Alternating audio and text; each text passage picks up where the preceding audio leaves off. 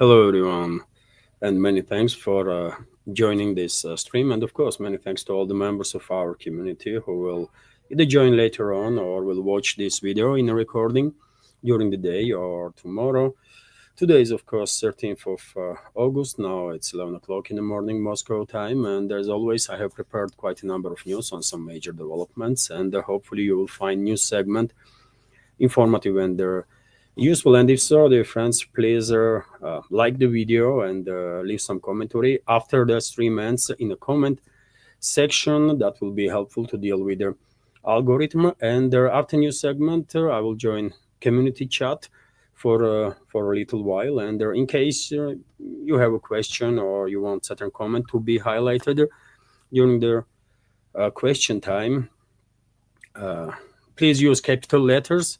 That will help to spot the question or the comment. Or you can use on Rumble super chat feature, and that way I'll definitely not miss your either question or the comment. Unfortunately, super chat feature is unavailable on my YouTube channel because channel is not monetized on YouTube and will never be, only on Rumble.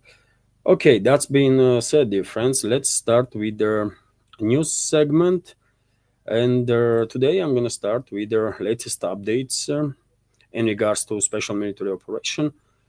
Latest updates on the line of contact. And of course, attention of media and public is focused on Pokrovsk-Mirnograd agglomeration, where Russian troops in last several days achieved their significant, one might even argue, crucial breakthrough that might actually influence whole special military operation. And there are some military experts even are predicting that we might see in upcoming days and weeks a total collapse of Kyiv regime's armed forces, not just in Pokrovsk-Mirnograd direction, but all over the front line. I would not go that far in my prediction. After all, I'm not military expert and I just could not know.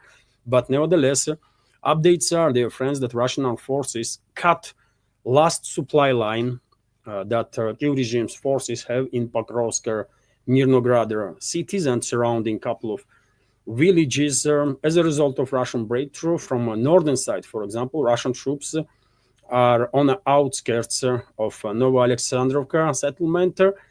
Some might argue that settlement itself might be disputed at this point, and Russian DRGs are definitely operating in that area. And from a forward position of the Russian armed forces to their main, only basically at this point, supply and support line of Kyiv regime, E50 road that connects Pokrovsk with Pavlograd city, is only 3 to 5 kilometers distance. And from the southern side, from forward positions of the Russian armed forces, very same line of communication for Kyiv regime's forces is also about 3 to 5 kilometers away. So at certain points, this road might be under direct fire control due to activity of the Russian DRGs. And otherwise, obviously, this road is not really useful no more for Kyiv regime's garrison in Pokrovsk and Mirnograd because of their FPV drone control and the artillery control, artillery fire control on this line by Russian forces. So even though I'm not military expert, I will argue that Pokrovsk-Mirnograd agglomeration is encircled right now, definitely is in operational encirclement. And I will argue that both cities are encircled because of the activity of the Russian DRGs on this E50 road. Same time, dear friends, as I reported yesterday and in previous updates, Russian troops continue to strengthen their positions in the area of breakthrough. And as I reported earlier, Pankovka settlement is under full Russian control. Russian troops reached Gruskaya, Veselaya settlements on the north. A number of sources reporting that Zelyony Kolodets village is also under Russian control. This is our latest news, dear friends. And we don't yet have a confirmation from Russian Defense Ministry. Probably today or tomorrow, Ministry will confirm this progress of the Russian armed forces. And, well, this is a major, of course, major developments. No one did expect this rapid advance of Russian armed forces in this area, and now Kyiv regime is panicking and redeploying its reserves from different parts of the line of contact. I saw this morning reports on number of Telegram channels that Kyiv regime is even redeploying forces from Sumy area towards Pokrovsk. Months ago, Kyiv regime took formations from Pokrovsk direction and sent it towards the Sumy region to slow down Russian advance in a borderline area where Russian troops are basically creating a buffer zone. We know about these developments, and now opposite is happening. Kyiv regime is withdrawing forces, allegedly, yet again, this is not the information that is confirmed by defense ministry, but independent sources are reporting that Kyiv regime is withdrawing now units from Sumy, northern part of Sumy, and they're deploying them towards Pokrovsk, Mirnograd to somehow slow down Russian progress. Same is happening in Kharkov direction, and also reports are that Kyiv regime deployed in Pokrovsk, Mirnograd area Azov neo-Nazi formations, and of course Russian armed forces will happily exterminate Azov formation whenever they will have such a opportunity. So these Azov units that are basically autonomous Nazi formation, formally part of Kyiv regime's so-called defense ministry, but in reality they do whatever they want, actually. And reports are that Yermak, head of Zalinskis' office, personally demanded from defense ministry to use its whatever influence they have over the Azov, so that formation will be deployed in the Pokrovsk direction. And the reasoning behind this, not because, not that either Yermak or Zelensky do care about Pokrovsk and Mirnograd that much, but they are afraid of these neo-Nazi formations, by the way. And probably their hope is that Russian armed forces will actually eliminate Azov formation so that they will feel less pressure from these Nazis in Kyiv. Maybe this is true, maybe not, by the way, but I inclined to believe that that's exactly the case. There was earlier many occasions when Kyiv regime was ordering Azov to be deployed in certain areas where Russian armed forces were achieving breakthroughs, and there was many instances when Azov formation, this neo-Nazi formation, refused to obey orders. So very same might happen in this time too. Let's see. But reports are that at least some of the units of this Azov formation have been deployed in this direction. Also, dear friends, Russian armed forces establish control over the Kolodezi settlement, which is northern flank of Seversk direction or Liman direction. By the way, many members of our community are, of course, familiar with these names. That's been said. Let's continue with some other news. And we have, as I already said, we have confirmation from TASS news agency that Russian armed forces took Krasnoarmeysk Pavlograd highway under the fire control. Krasnoarmeysk is a Russian name for Pokrovsk. And so Russian troops are definitely there, and cut this last supply and support line for Kyiv regime's forces in Pokrovsk and Mirnograd. And I guess they only have maybe a day or two to try at least to withdraw from this area with their more or less minimal casualties. They're going to have casualties anyway, but to minimize the casualties, they might try to escape now. Otherwise, a couple of days more, and I think Kyiv regime's formations will be trapped in Pokrovsk, Mirnograd solidly, right? And they would not be able to withdraw. Also, TASS news agency is reporting about progress of the Russian armed forces in northern sectors of the DPR front line, and Kolodezi settlement, as I already said, is being liberated. This information is confirmed by military expert Andrei Marochko, who had an interview with the TASS news agency and shared this information. Also, interesting news is coming from Abdiel Audinov, Major General of the Russian armed forces. We have, let me give you some details on that Kyiv has deployed the military forces of the special operations units of the armed forces of Ukraine and their foreign mercenaries to the Russian border area to provoke one of their to conduct incursion, basically. To conduct incursion in one of their directions. This was stated in an interview with the TASS by the deputy head of main military political directorate of the armed forces of the Russian Federation, commander of the Akhmat Special Forces,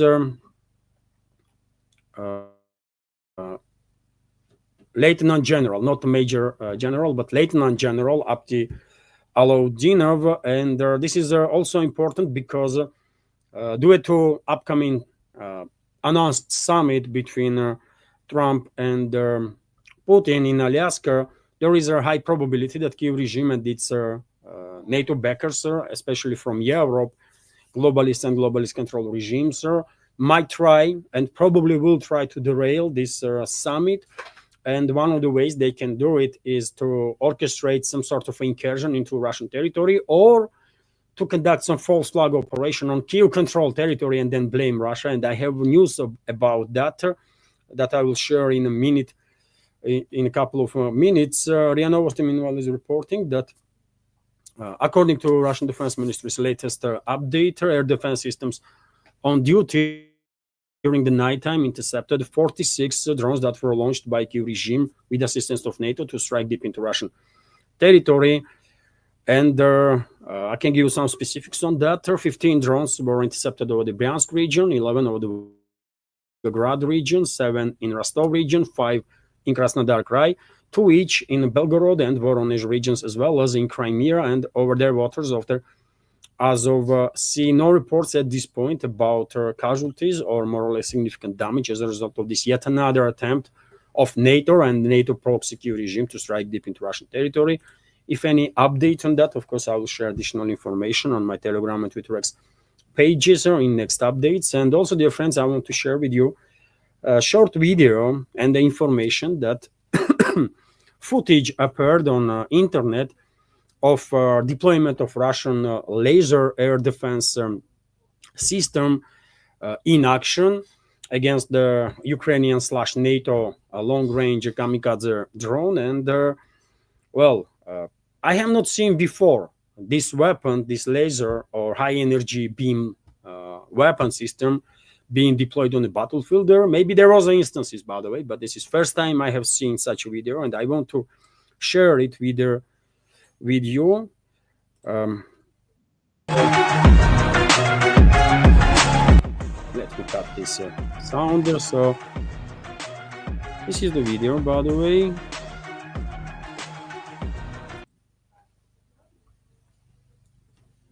And splash. So let's watch it again. Quite effective stuff here. So the system was tracking and targeting this drone, and it took approximately 10 seconds, and drone was eliminated. Impressive. Nothing. No doubts about that. Nothing I can add to this footage. Quite impressive stuff, and hopefully more such systems will be deployed on the line of contact, and more such systems will be deployed on in the cities that are mainly targeted by NATO and the Kyiv regime, and to protect also some strategical infrastructure. All right, let's see. Probably we're going to see more and more footage of this type as time goes by. Let me continue, dear friends, with some more news now. And next is this report, again from TASS news agency, that Ukrainian armed forces shelled their area near the Zaporizhia nuclear power plant. So Ukrainian troops shelled the area near the Zaporizhia nuclear power plant, not the first time, unfortunately, causing dry grass to catch fire and smoke to appear. And this information is important, obviously, first of all, because it does highlight terrorist nature of the Kyiv regime and its Western backers, and secondly, because yesterday this video began circulating on internet that you see on this photo, by the way, began circulating on internet, that you see on your screen, with a massive smoke coming out from the area of the Zaporizhia nuclear power plant. And because it is a nuclear power plant, of course, people began asking questions: what is going on? Is there any radioactive hazard or danger?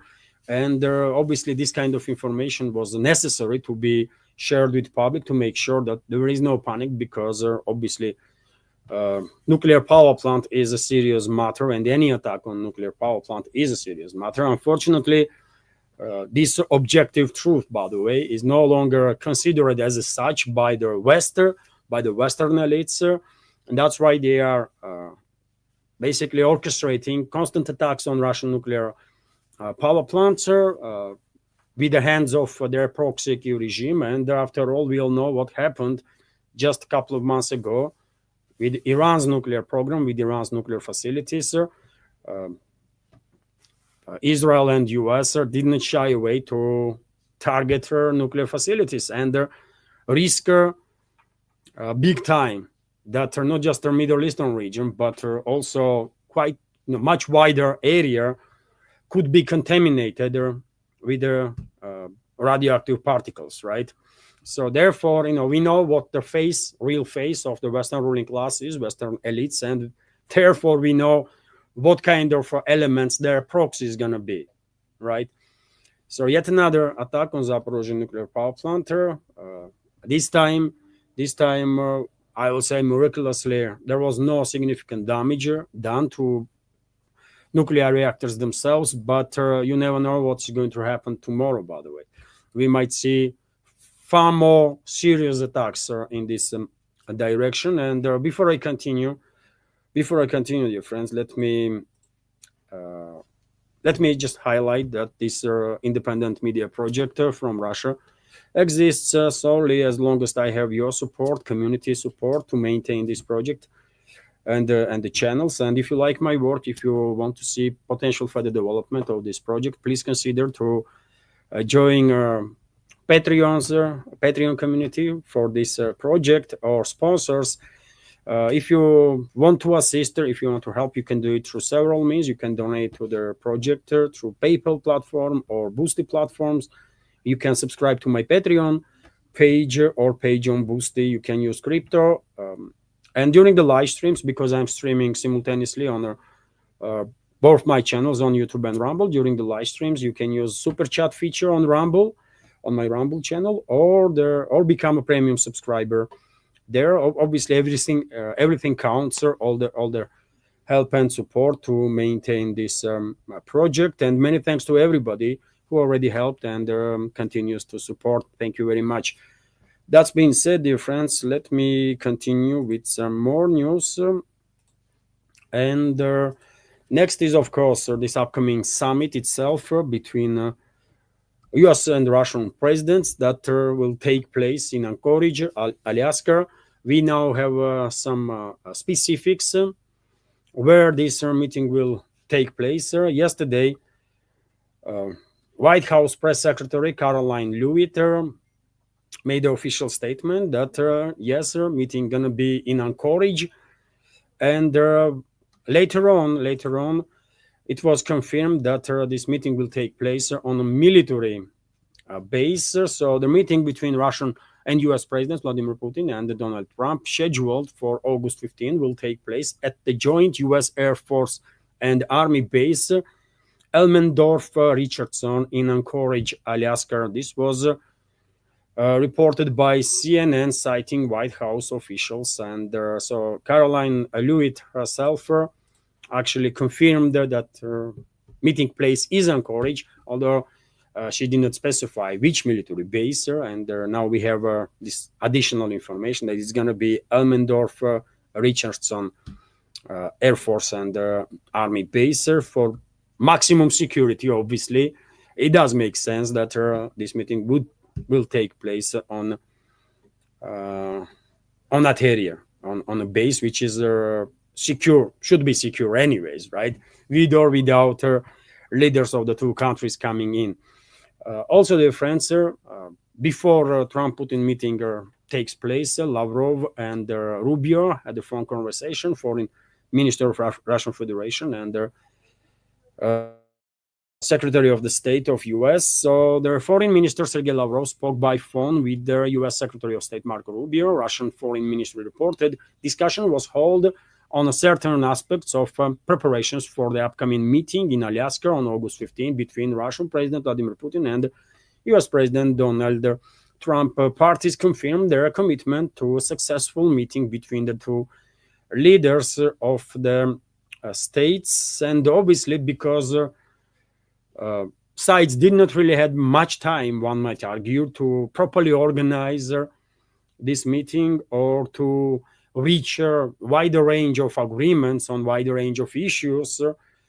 Obviously, this additional communication between leaders of two diplomatic departments might be helpful, although we should keep in mind, dear friends, that globalists are not happy about this meeting.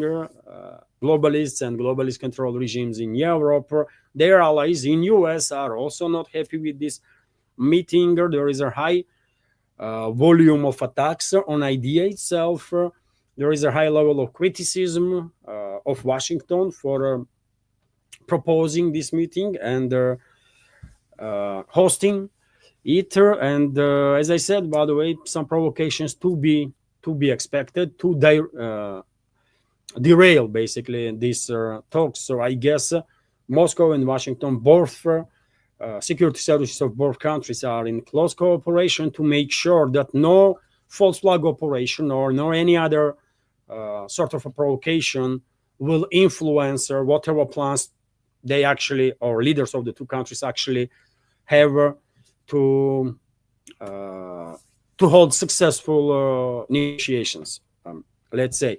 And when it comes to meeting itself, I did spoke about some key points of Trump's statements about this meeting. And in case you have not watched my yesterday's video, let me repeat just some of the key statements from him. So US President Donald Trump spoke about an upcoming meeting with Vladimir Putin, at which he plans to ask him to end the conflict in Ukraine, and also expressed his attitude to their latest statements by Vladimir Zelensky.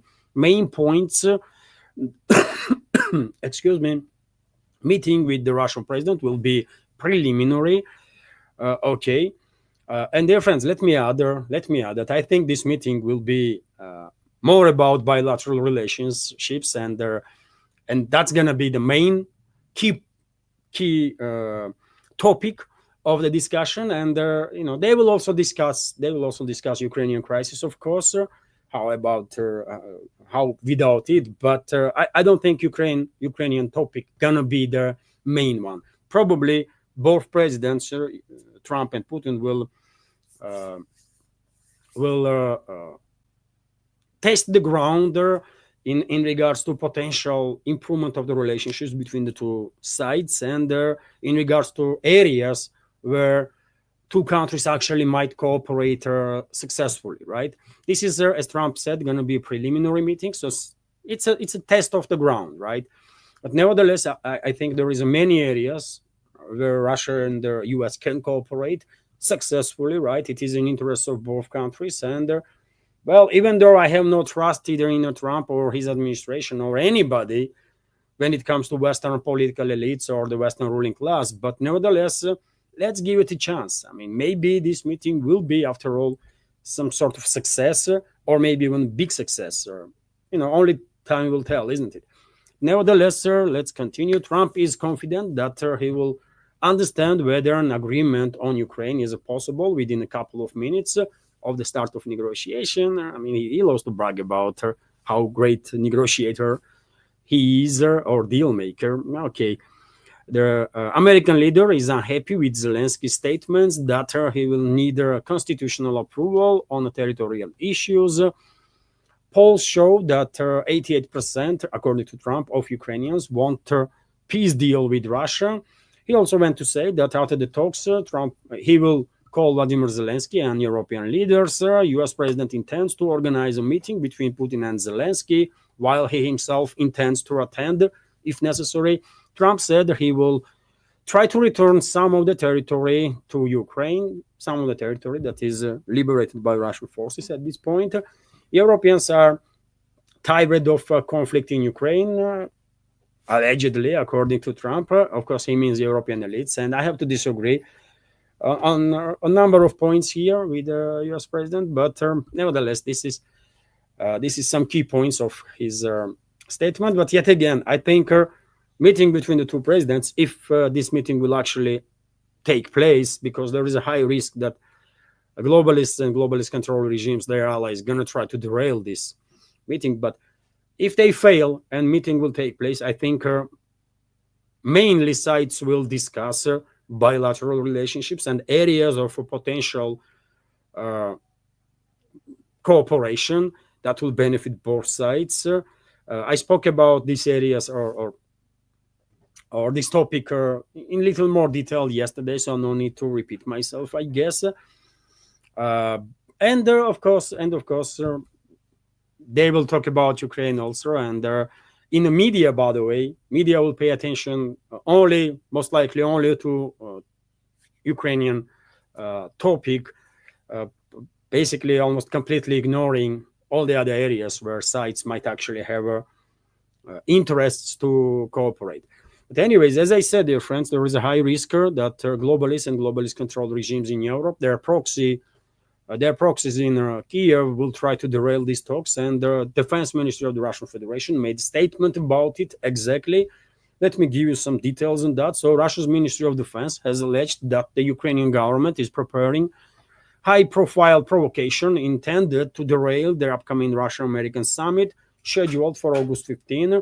According to Moscow, the plan involves staging an attack in their frontline city and blaming it on Russian forces in order to create a damaging international media narrative. And I have no doubts, by the way, that globalist controlled regimes in Europe and their proxy Kyiv regime is well capable of these false flag operations, and there are all sorts of provocations. That's why security services of Russia and US have to be in constant contact, by the way, to make sure that no provocations from globalists or European regimes or the Kyiv regime gonna derail these talks. Russian side asserts that the Western journalists have already been brought into the Kharkov region in order to produce civilian-focused reports. On April 1st,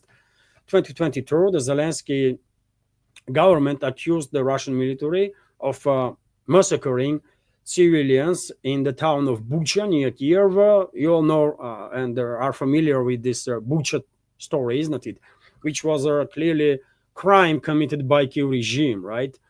But they blame Russia for that. Moscow maintains that their alleged massacre in March 2022 was a Ukrainian false flag operation designed to derail peace talks which were taking place in Istanbul at the time. Moscow insists that the killing took place after its forces had left their town and has called for a UN investigation.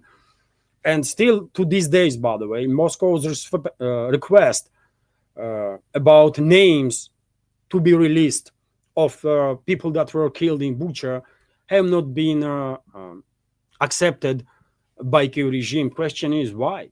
Why Kyiv regime is hiding names of the people that allegedly was killed by some Russian unit in Bucha? What they are hiding? Maybe they are hiding the fact that people that Kyiv regime's forces killed in Bucha were well-known pro-Russian citizens or Russian supporters. And by the way, nowadays everybody has social media, right? Everybody, and whenever you write something on social media, it's a rare occasion when it's completely lost, right? So that's the reason why Kyiv regime is nothing to be said about relatives of the people who know them and can confirm that these were pro-Russian citizens, right? And were killed by Kyiv regime's forces. That's the reason why Kyiv regime is not releasing names of these people, right? To continue, dear friends, according to information obtained through multiple channels, the Russian Defense Ministry is saying the Kyiv regime is preparing a provocation aimed at disrupting the planned Russian-American talks scheduled for August 15 to descend on Monday, August 11. A group of foreign media journalists, so-called journalists, were transported by their SBU, Kyiv regime's secret police or the security service, so-called terrorist organization in reality, to the city of Chuguev in the Kharkov region under the cover story of preparing a series of reports about the residents of the city in the frontline zone. Directly before the summit on Friday, the Ukrainian armed forces are reportedly planning a staged strike using drones and missiles on one of their densely populated residential areas or a hospital. With a large number of civilian casualties, the Western journalists brought in are expected to immediately document the incident. So they're gonna try to, orchestrate a false flag operation.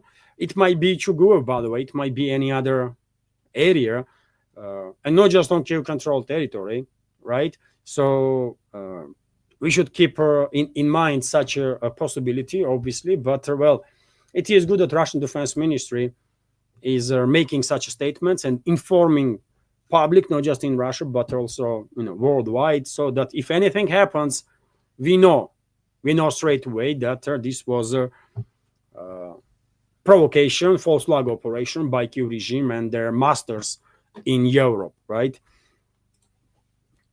TASS news agency is also reporting that, Zelensky does not intend to recognize the results of the Alaska summit. If Trump was not happy with Zelensky before, then he has much more reasons to be not happy with him now, after this quite bold statements of this mass murderer and the terrorist Zelensky, who is openly, basically, mocking Trump. And there are going to be some consequences for that. There are going to be some consequences. Let's go through details here. Ukraine does not recognize the decision of the Russia-US summit in Alaska that were made without its participation, Vladimir Zelensky said at the Youth is Here forum, which was broadcast by his office. It is impossible to talk about Ukraine without Ukraine, and no one will accept it. Therefore, the conversation may be important for their bilateral track, but they cannot accept anything about Ukraine without us. I hope that the US president understands and takes this into account, Zelensky said during that forum. Who the hell is Zelensky, by the way? Let's be real here. More he talks, more upset, I guess, people in White House gonna be, and their supporters of Trump. And I think Zelensky's days in office of president there is numbered anyways, right? So he will just fast track the process of his removal. That's all, right? I don't think Trump or anybody else really do care about what Zelensky has to say. But on top of what I already reported, we have this report that Zelensky will arrive in Berlin today for a meeting on Ukraine.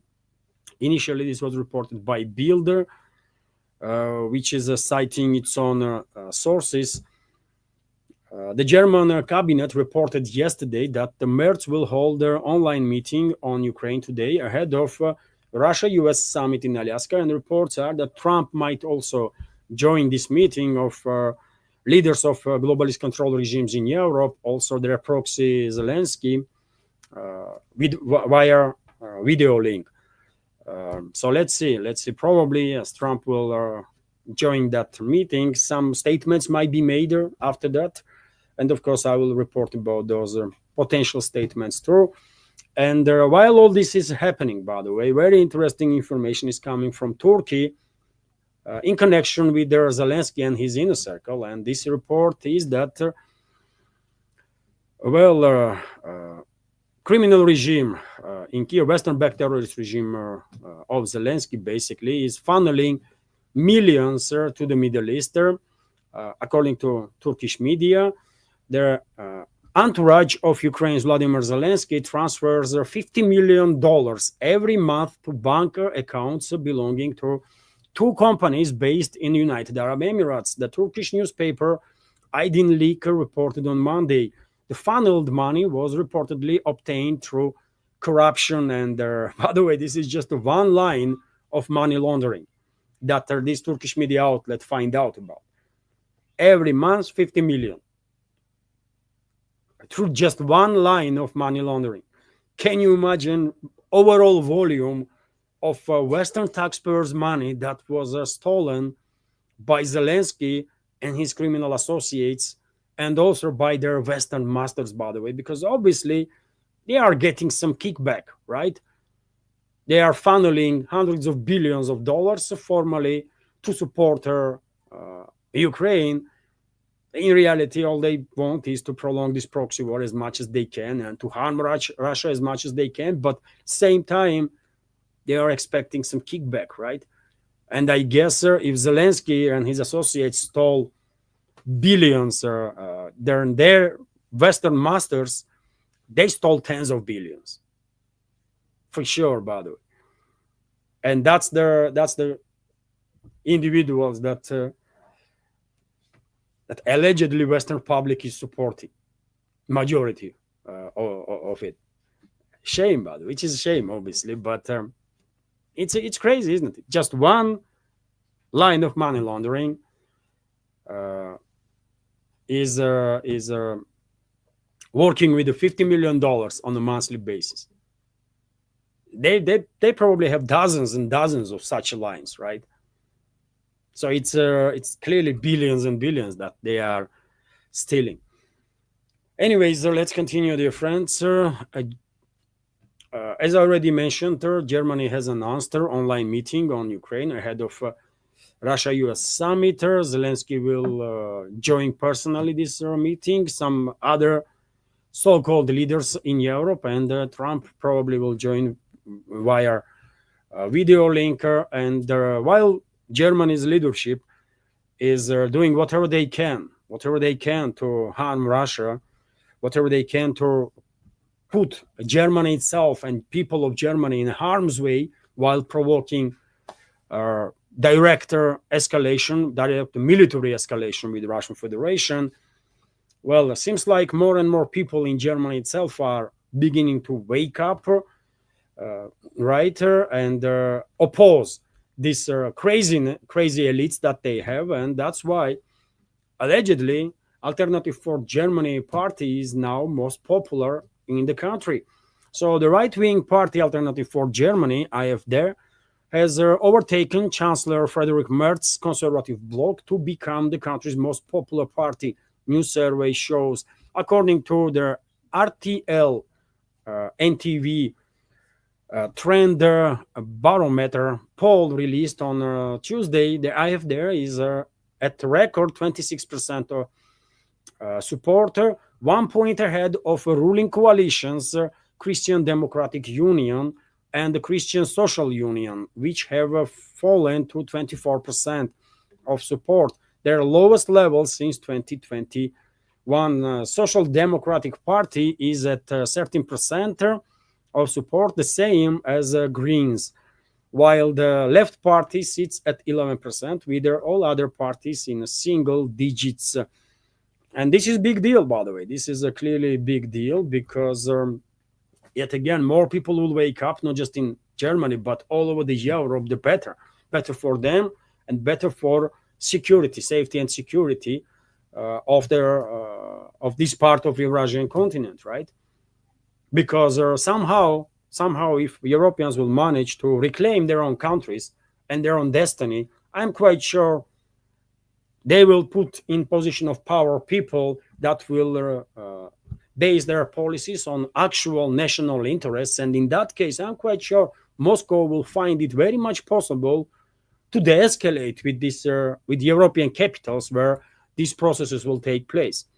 It might be far away from now, still, but there is clearly certain indicators, isn't it, that maybe there is some hope. Maybe there is some hope that European societies will actually manage to reclaim their own countries, their own destiny, and they're neutralize globalist control puppets in elites, and they're put in position of power people that will actually serve them as it should be, right?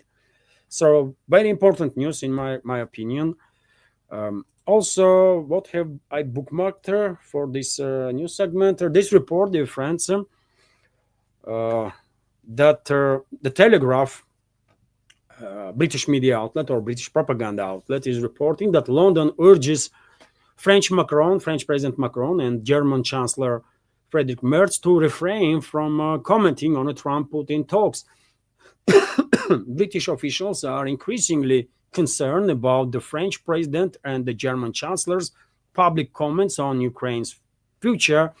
They fear, London fears that they're making public demands on Trump or from Trump could backfire and lead to him sidelining Europe from their talks altogether. And well, in this particular case, probably London does have a pointer because despite the fact that globalists and globalist control regimes in Europe do have allies in US, strong allies, by the way, among Democrats, among neocons, in deep state.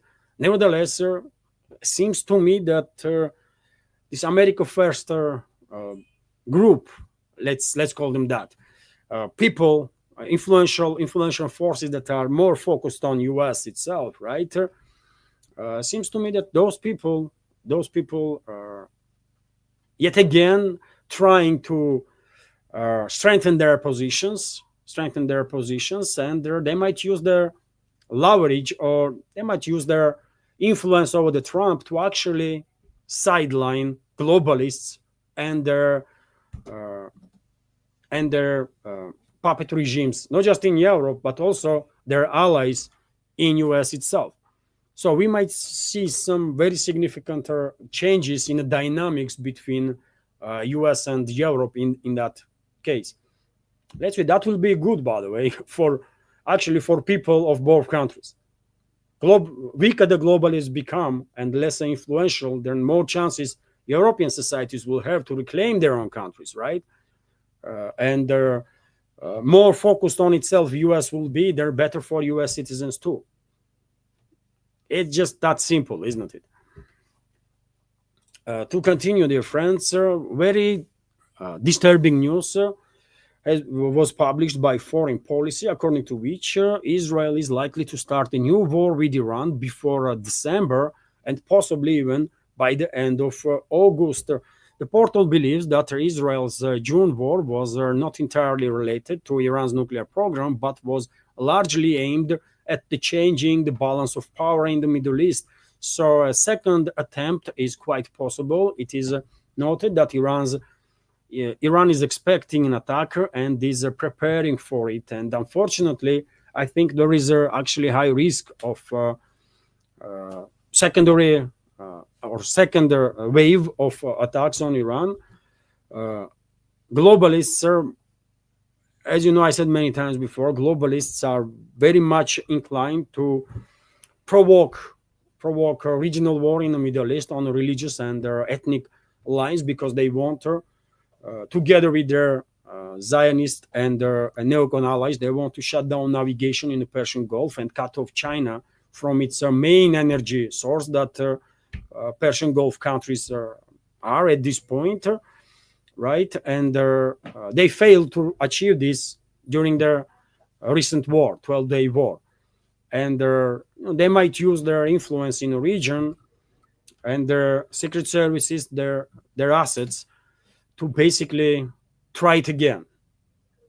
And maybe even before end of this month. I don't know what sources Foreign Policy has, but in general, I have to agree that there is a high risk. There is a high risk that we might see dramatic escalation in the Middle East in a relatively short time. So obviously, we have to pay attention to this development. And also, when it comes to Middle East, Prime Minister of Israel, Netanyahu, went to say that genocide in Gaza would have taken one afternoon. He is trying to avoid these allegations that he is personally engaged and guilty of a genocide of Palestinian people, and not just Netanyahu, but all his representatives and their supporters worldwide, especially in Europe and US, are using the same tactic, isn't it? That, well, if Israel wanted to, they would kill all Palestinians at one evening.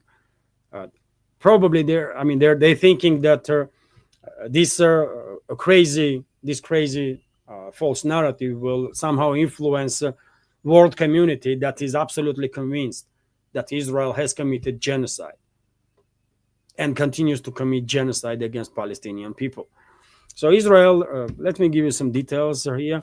Israel could have wiped out Gaza's population within hours if it had intended to commit genocide, Prime Minister Benjamin Netanyahu has claimed, while denying that his government is pursuing a prayer-mediated policy of starvation in the Palestinian enclave. Speaking at the press conference on Monday, Netanyahu scrambled to defend himself against heavy international criticism of Israel's campaign in Gaza, which many view as a deliberate attempt to starve their enclave into submission. He insisted that there has not been starvation in the area, describing their situation instead as a temporary shortage.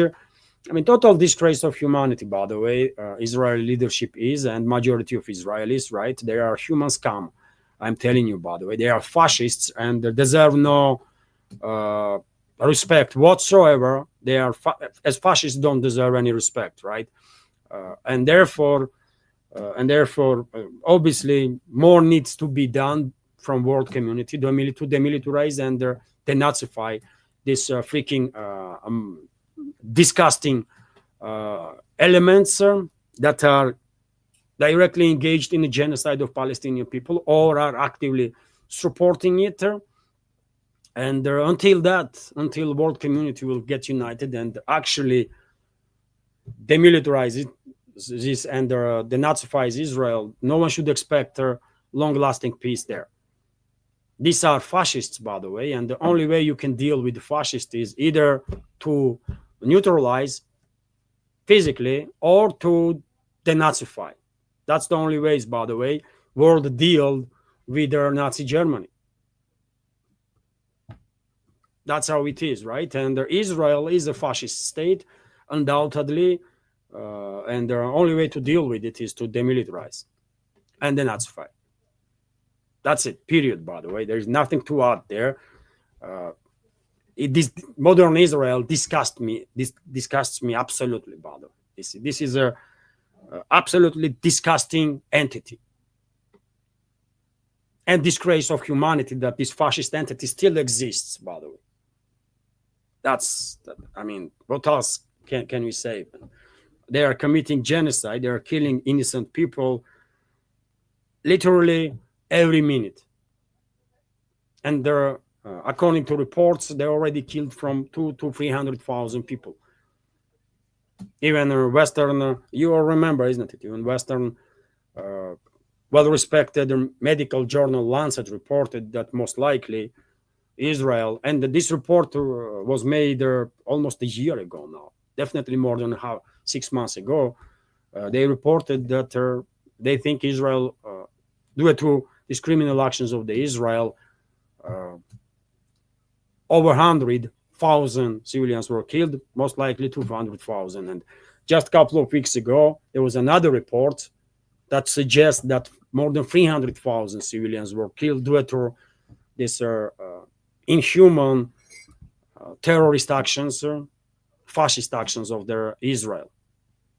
So I don't think there should be any discussion at this point with any representatives of this regime. World community have to get together, send forces, demilitarize this fascist entity, and then Israelis, majority of Israelis that are fascists, actual fascists, by the way, they should undergo the denazification programs. That's it, man. That's the only way if world actually wants to see long-lasting peace in the Middle East. Period. I'm sick and tired of Israel, by the way, this fascist freaking entity. It's disgusting. It's disgusting what Israel and Israelis are doing. Scum of humanity. That's what they are, man. RIA Novosti is reporting that opposition political alliance, political party in Moldova, sure announces start of a civil disobedience campaign in Moldova. So the leader of their opposition bloc, Victory in Moldova, Ilan Shor, announced their beginning of their campaign of civil disobedience in protest against their actions of their authorities. Don't pay taxes for a month. Don't do anything that their state requires. In a month, we will take out this yellow crap. And I give you my word as a man. Shor said in a video message describing distributed by their political force press service. And you know what? Yes, protest is good. Disobedience is good, but let's be real here. If people of Moldova want to be free from this Western-backed terrorist regime, criminal regime of Maya Sandu, they have to take up arms, by the way. That's the only way. They have to take up arms and defend themselves. All these protests and marches, and it will do nothing. Let's be real here. It will do nothing. So only way they can defend themselves is with arms. Either that or they're going to be enslaved. They have to choose, by the way. They have to choose. Do they want to be slaves or do they want to be free people? If they want to be free, then take up arms and fight for your freedom. That's it, man. Moldova, you know my take on Moldova. This quasi-state creation of Bolsheviks, as Ukraine is.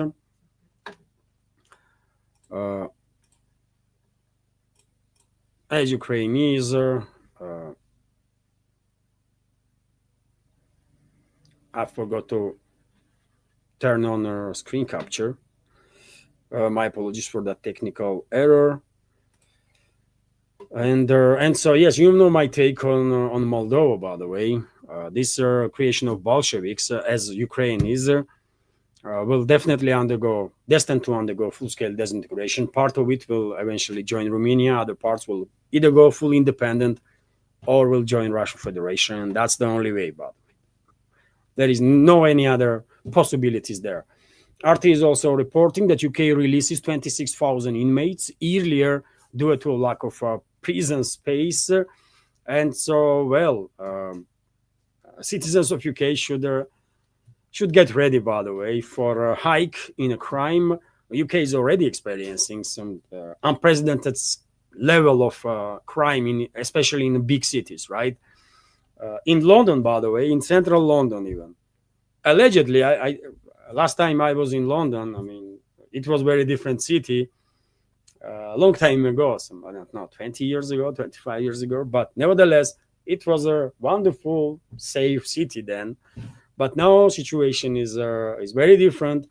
And even in the Central Park, on Oxford Street, by the way, you might get robbed during the daylight, you know, and you might get killed with freaking machetes, by the way, and that kind of stuff. So London is I don't know what the hell had happened with UK, but you know, it's and I feel for citizens of UK, by the way. I lived there for a number of years, and I only have good memories, man. Good memories about locals that were very friendly, nice, great people, man. And I do feel sorry for them, that their country being turned into God knows what, man. Right? This is too bad. And now 26,000 inmates gonna cause a havoc there on top of whatever is already happening.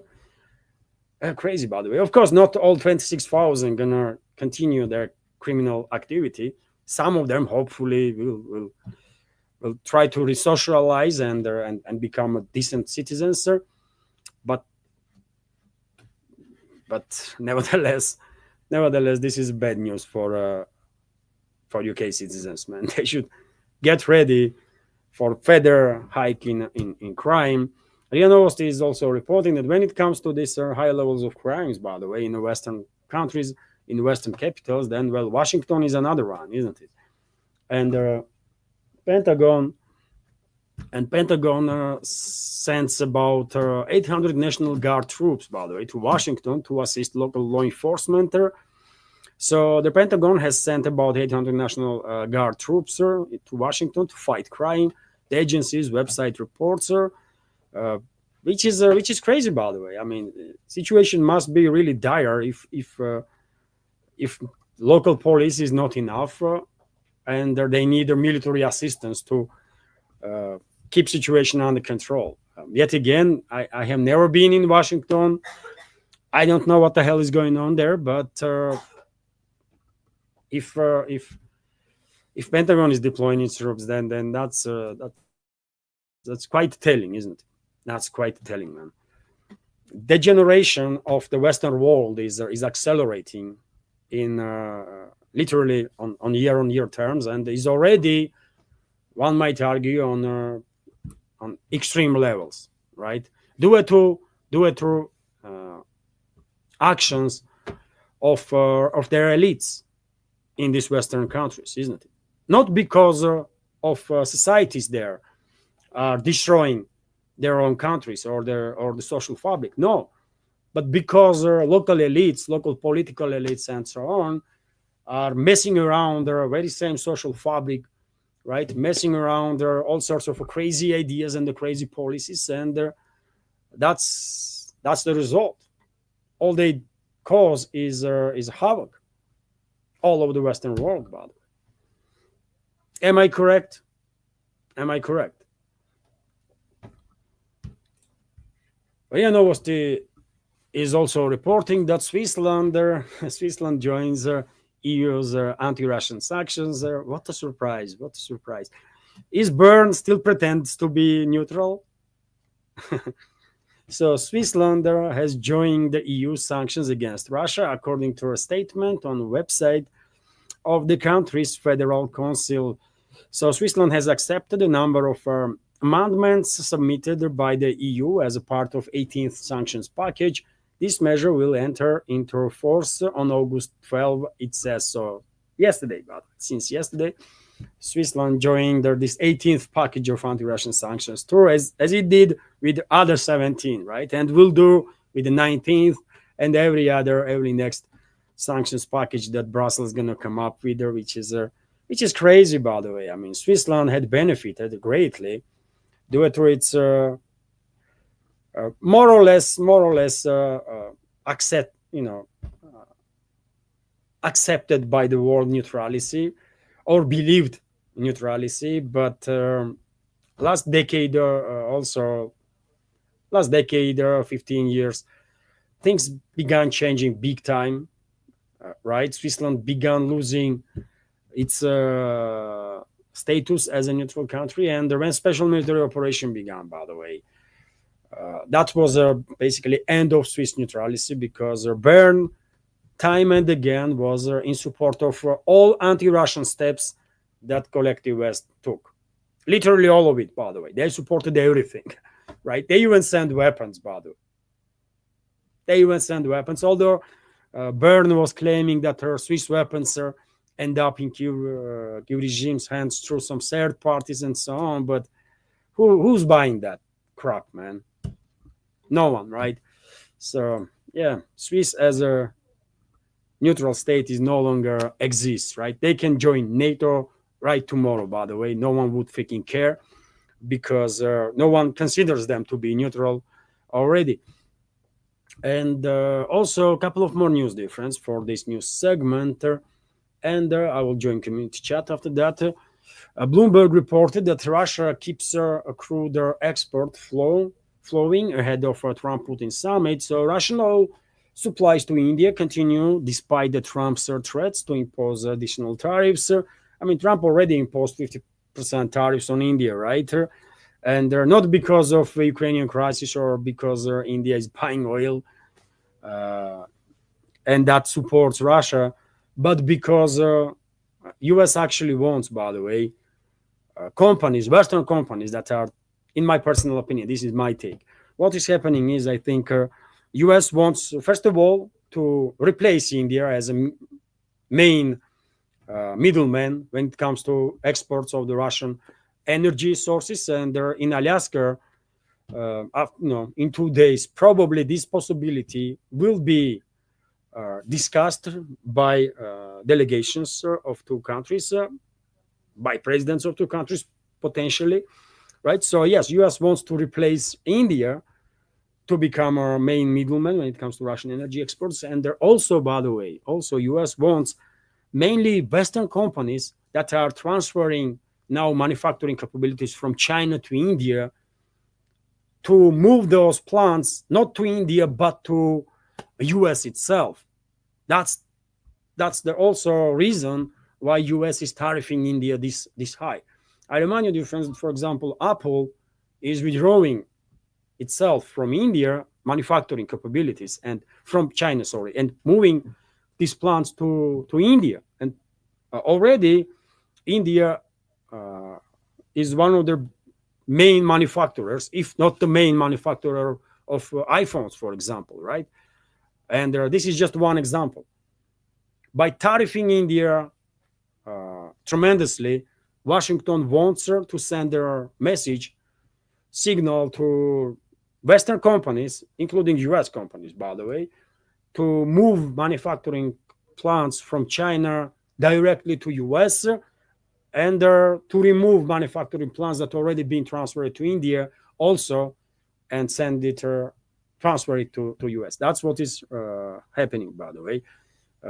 Ukrainian crisis has nothing to do with it whatsoever. It's just a pretext for Washington to justify these anti-Indian steps that they are taking, right?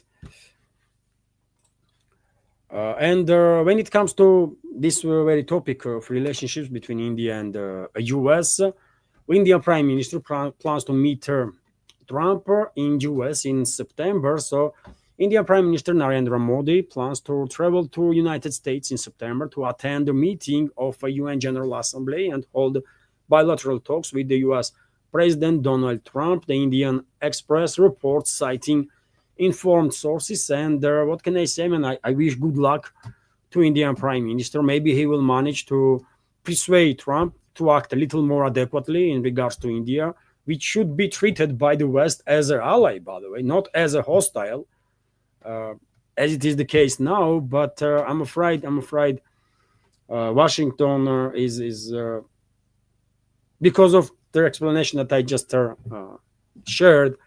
I'm afraid Washington will hesitate to, either remove tariffs from India or to minimize this, or to, minimize the pressure on Indian economy. And yet again, main reason for that is that Washington wants these manufacturing plants from China and the other countries in the region to be transferred not to India, not to any other country in the global south, but to directly US, and all the plants that already been transferred to India to be moved in US also, including iPhone, by the way. As far as I can tell, iPhone has no plans to shut down its manufacturing plant in India and move it to US yet. But they've been forced to agree on some 600 billion investment into US economy, isn't it? Just like a week ago, when there was a meeting in the White House, right, between Cook and Trump. So that's what is happening, really. That's what's happening. That's why India is under such a pressure, because everyone understands that now many companies worldwide, big names, big and small names, by the way, to avoid Western pressure from the Washington, for example, are moving their plants from China to India. This process was accelerating, actually. And now, due to US assault on India, well, those companies going to think twice. Does it worth to transfer a plant from China, for example, to India if goods that are produced there are going to be tariffed 50%? It's a big number, isn't it? Even 25% is a big number, right? Nothing to be said about 50 or potentially more, because there are threats, by the way, still in place, isn't it? That Washington might actually sanction. India even higher than that. Initially, Trump was threatening with 100% tariffs, so there is a space to maneuver there for him. And dear friends, I will end a new segment on this quite interesting news that Lula da Silva, president of Brazil, stated that BRICS should discuss creation of shared trade currency. We need to test it, he said. If it fails, then I was wrong, but someone would have to convince me that I was wrong, Lula said. And well, idea is great, by the way. Idea is brilliant, and for how long I was advocating for alternative financial and the banking system to be created by BRICS, alternative reserve currency, but nothing had happened, at least for now. Almost nothing, by the way. There is a BRICS bank created. There is national currencies being adopted for bilateral trade between BRICS member states. But when it comes to actual alternative financial and the banking system, alternative to their weaponized Western one, and share their currency or their new world reserve currency, processes are either non-existent there or very slow.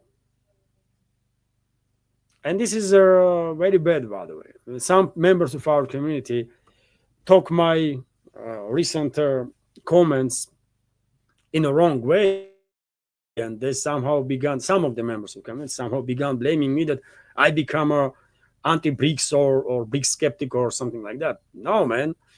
No, I mean, one should actually listen what I was saying and why I was saying. When I try to explain, for example, my understanding of why Putin, for example, agreed to meet with the US president, I was just explaining some of the scenarios why Putin would agree.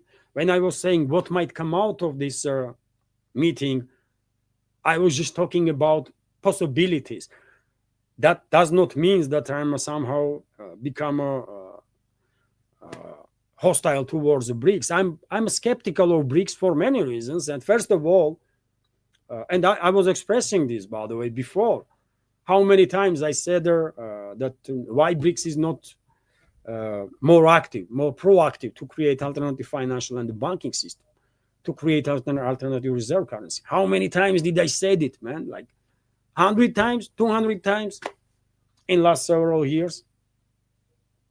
But somehow that was okay because, well, I guess members of community that criticized me lately were on the same page. They were also expecting some proactive steps from the BRICS. And in last couple of days, when I said that, well, BRICS seems to be dead, and I explained, for example, why I think that way. I've been attacked, by the way, which is not really pleasant, but it's okay. I mean, it's okay, by the way. We're not going to be on the same page on anything whatsoever, right? But nevertheless, I'm not against BRICS, by the way. I'm exactly on opposite position. I want BRICS to become actually effective organization and their main foundational stone of their multipolar world. And to achieve this, BRICS member states have to support Russia big time, because right now Russia is alone fighting against united evil force that Western ruling class is. Right? And I'm saying BRICS member states, okay, I can no longer use BRICS word, but I will say, okay, China, India, Brazil, South Africa, Vietnam, Indonesia, other countries, by the way, have to support Russia in much bigger scale than they do, because it's Russia that is fighting, physically fighting for the freedom of this world from the domination of the Western ruling class. Anyways, by the way, I'm a little tired talking about this topic, but nevertheless, this is it for this segment. If BRICS will succeed, by the way, that will be a great deal for whole of the world, obviously, whole of humanity. Multipolar world, if multipolar world will actually going to be created, that will be greater deal of success for humanity. But to reach this success, by the way, we have to fight. We have to fight and defeat this evil force that Western ruling class is. And to leave this fight only for Russia, I think this is not fair. That's all I was saying, by the way, in my previous days, in my updates in previous days. If you think Russia should fight along this fight, that is fight for all of us, then I have to disagree with you. I don't think Russia should fight this alone. Anyways, this is it for the news segment. I hope you did find it informative and useful. I guess there was no super chat on Rumble. There was no donation, no nothing, either on PayPal or Boosty. So therefore, I will engage with the community chat for a couple of minutes, and that's about it for today. Let me scroll the chat, by the way.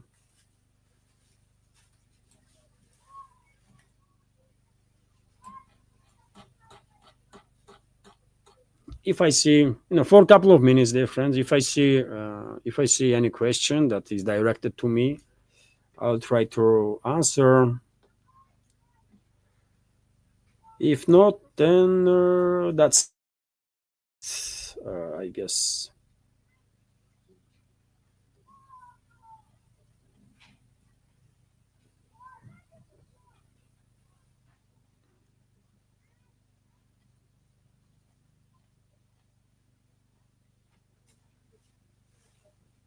I'm happy that chat is active, by the way. Members of our community are exchanging opinion in real time. Great.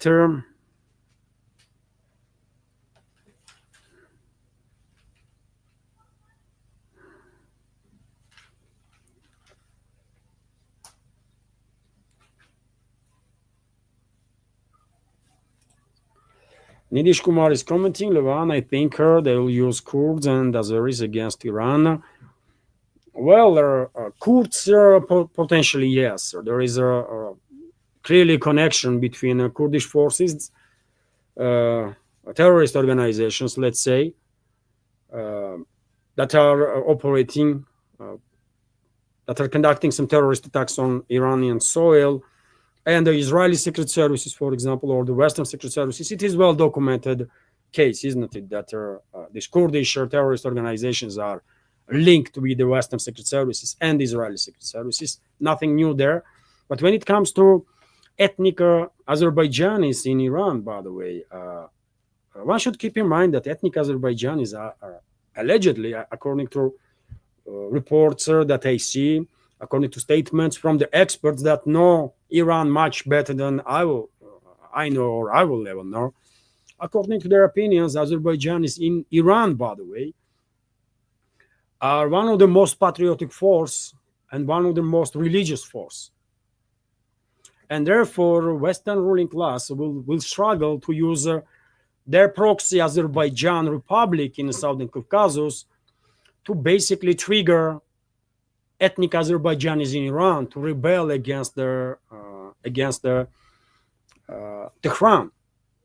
And one should keep in mind, by the way, that there is many Azerbaijanis, ethnic Azerbaijanis in Iranian leadership.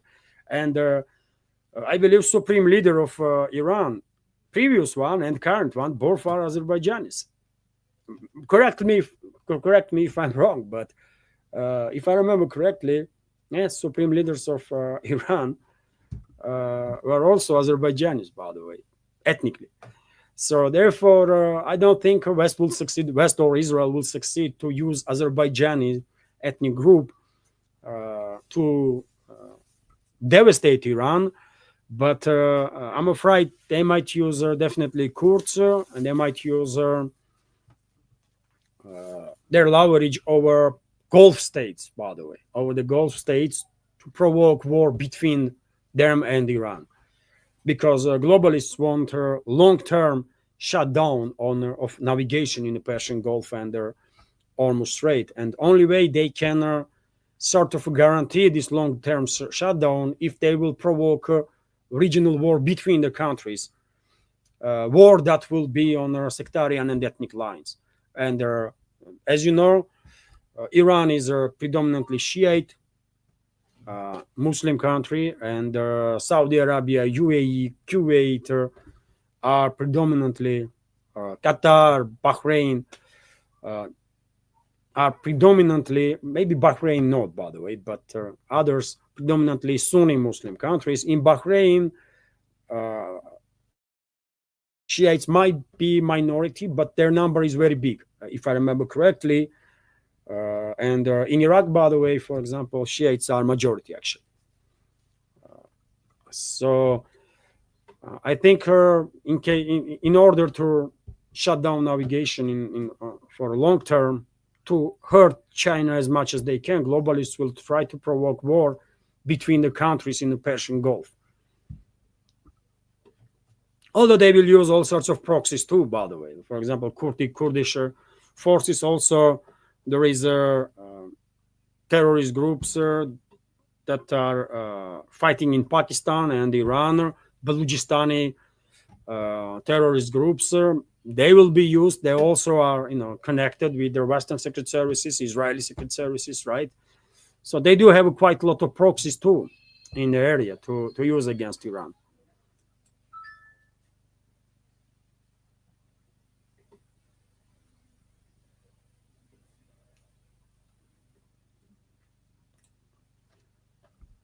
Kate Stone is commenting, the rogue U.S. State Department is at the heart of all chaos in the world, folks. Yes, U.S. State Department, together with the Pentagon and CIA, definitely are in the heart of vast majority of chaos that we have seen and continue to see in this world. No doubts about that.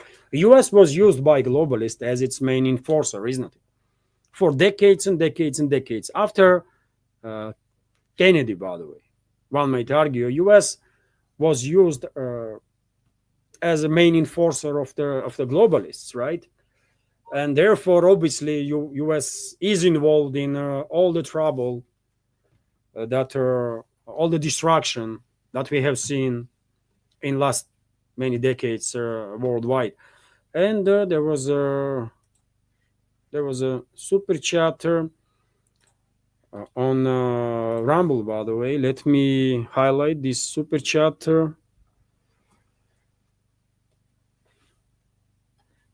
It will take just a minute, dear friends. So this is a super chat from Andre Kiwi. Thank you very much, Andrew, for $1 donation and your super chat. Comment from Andre is that thank you, Levan, for your hard work. Thank you very much, Andre, for your super chat, for your kind words and the dollar donation. I appreciate your support. Thank you. And let's continue with the chat. Yet again, if I spot question directed to me, good. If not, then I will end the live stream on that.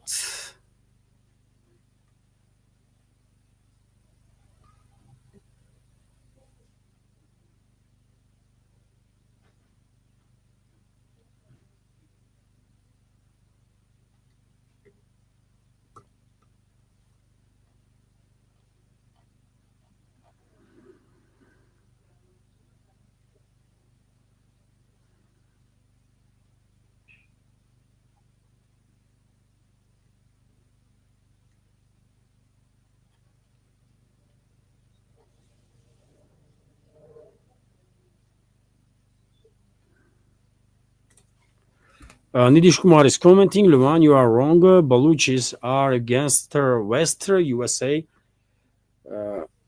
Categorize them as a terrorist group in support of Pakistan regime. 20,000 young people are kidnapped every year by Pakistan regime.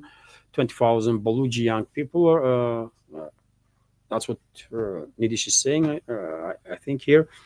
And well, Nidish, U.S. has designated as a terrorist organizations ISIS, Al Qaeda too, right? And just recently, U.S. officials were and their Western officials were greeting one of their commanders of ISIS, right? That become alleged leader of the Syria in Damascus. So it does not has any meaning nowadays, or which group US has designated as terrorist and not. They are creating these terrorist groups. They are supporting these terrorist groups, right? And to maintain plausible deniability, they might designate them as a terrorists or aliens or whatever, but they will use them whenever they want it, right? And I think Israel and Western secret services, US, UK, are connected with their not just Kurdish terrorist groups, but also with Beluji terrorist groups to use them if they or when they will want them to use against either Iran or the Pakistan as a point of pressure. Just because they designated them as a terrorist group does not mean that they have no connection with them. They created their ISIS, right? They created their Al Qaeda, and they designated them as a terrorist organizations. Yes, and what that means nowadays? Nothing, because yet again, it is well documented that they were cooperating with these terrorist groups constantly, right? That's how it is.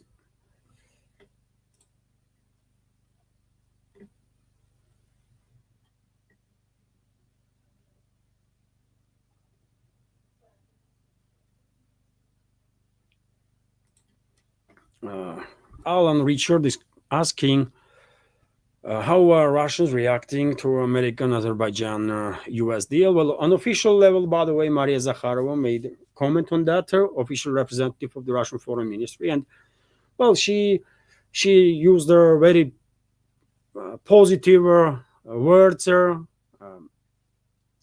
to describe Russian attitude towards this sort of agreement that was reached by Baku and Yerevan with mediation of the US, right? Only positive reaction from foreign minister of the Russian Federation. When it comes to ordinary people, I don't really think ordinary people do care that much about U.S. Azerbaijani or U.S. Armenian relationships, man. People just living their lives and they just don't really care, right? Times are well past, when Moscow was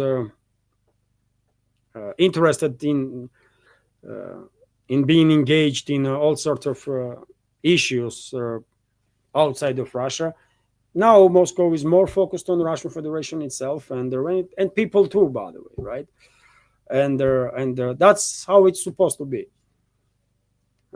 Soviet Union period was strong enough lesson for Russian people, right? Because it was Russia mainly that was financing literally everything, right? Not just inside the Soviet Union, but also Soviet investments outside of Soviet Union, and Russian people don't want no more that kind of stuff, right? So therefore, if Armenia wants to have good relationships with Russia, greater, let's build the relationships that will benefit both sides. If they don't, then okay, we don't care about that too. Same goes for Azerbaijan, same goes for literally every other country, by the way. If they want to have a good relationships with Russia, Moscow is open for that. If they don't, okay, we don't care, man. That's it. That's the attitude, by the way. I believe you're going to find in majority of Russian citizens. We are focused on Russia, right? If this country or that country wants to be friendly, great. If not, okay. If they want to be like proxies of Washington or London or Ankara, okay. By the way, they will it's their choice, right?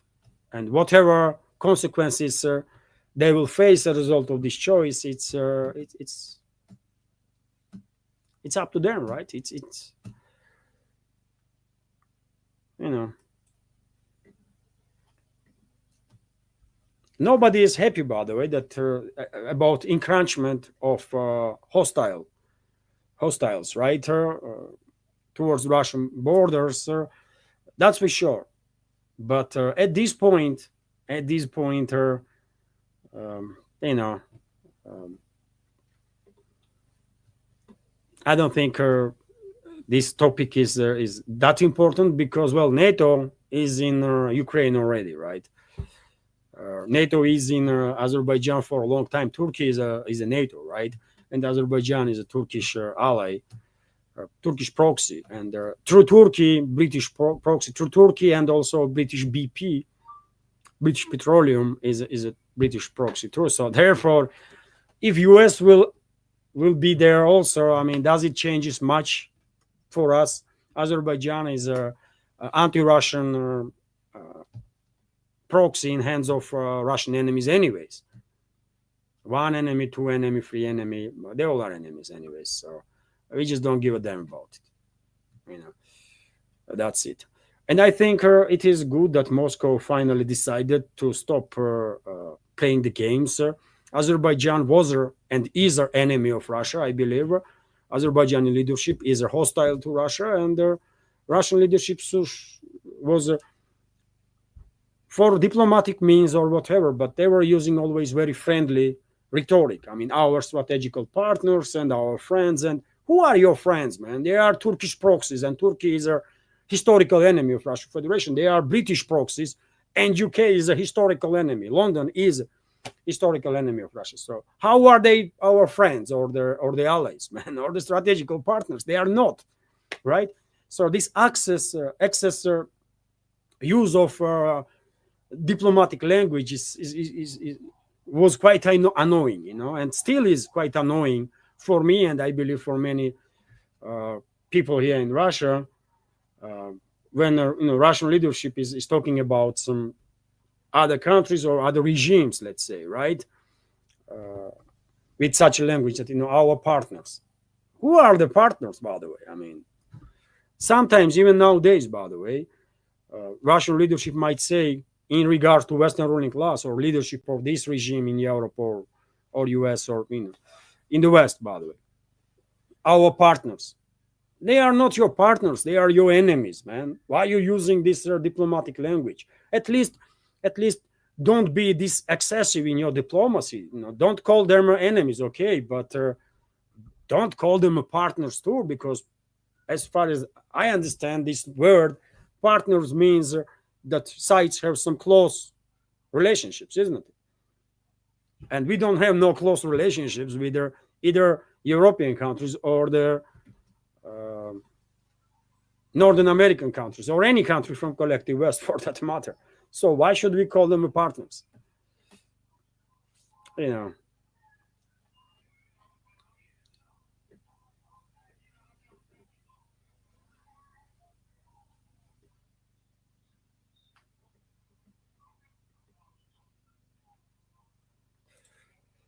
Nidish Kumar is asking, Luan, why are the West African nations going back to Europeans for security? Are they not satisfied with the Wagner Group and the Chinese equipment? Which West African countries you're talking about? Countries where Wagner is operating, countries that have good relationships with Russia, still have good relationships with Russia. Other countries that were preferring to be slaves of the West, then, well, let them be slaves of the West, by the way. What can I say about it, right? This is the only way West can operate, by the way. Either you are a slave of the West or you are a free man. If you are a free, then you're not going to cooperate with the Western elites, by the way, because they will treat you as a slave. And if some countries in the African continent or any other continent in this world did not learn this lesson, then you know what? Let them do whatever they want. As I just said, dear friends, we just don't care here, man. If certain countries in Africa, some nations want our presence there and our assistance, okay, I mean, we can try to help. If they don't, then, we don't care then. That's it, man. Russia is not a Soviet Union, right? Russia is not US, by the way. Modern Russia is a country that is focused on itself and its national interests, right? So therefore, if whatever country in Africa decides that it wants to distance from Russia and become a colony of the Western countries again, okay, let them do this, man. Probably they need some more lessons, right, from life, and the West will teach them a lesson again and again and again, and eventually, they will wake up one day, maybe in 100 years from now or 200. But until then, and we just don't care, man. That's it. Here in Russia, as I said, if anyone wants good close relationships, okay, let's do this. If other countries don't want it, then we are okay, man. We don't need no Western African countries to be happy here and successful. We don't need no country whatsoever from this world, by the way. That's it. If some countries want to be good with us, or we can be good to them. If they don't, then we don't. That's it.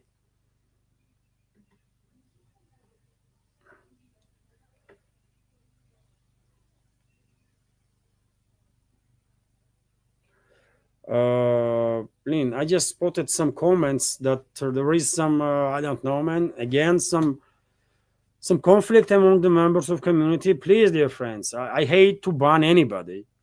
I just hate to ban anybody, man.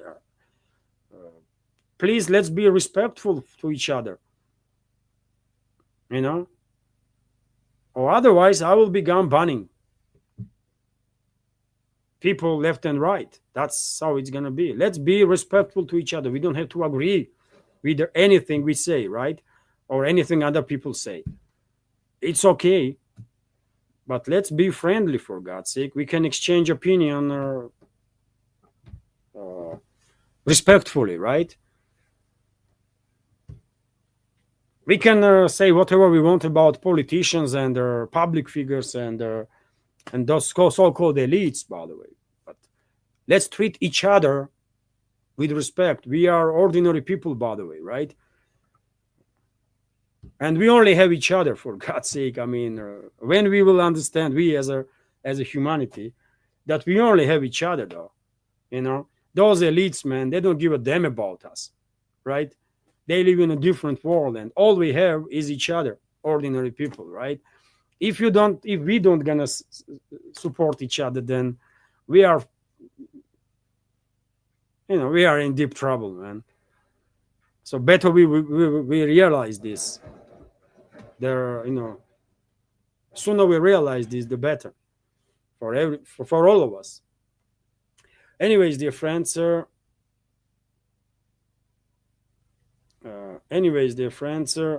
let me end this live stream on that. Thank you all for being here, for your attention and support. Have a wonderful day, and take care. Bye for now.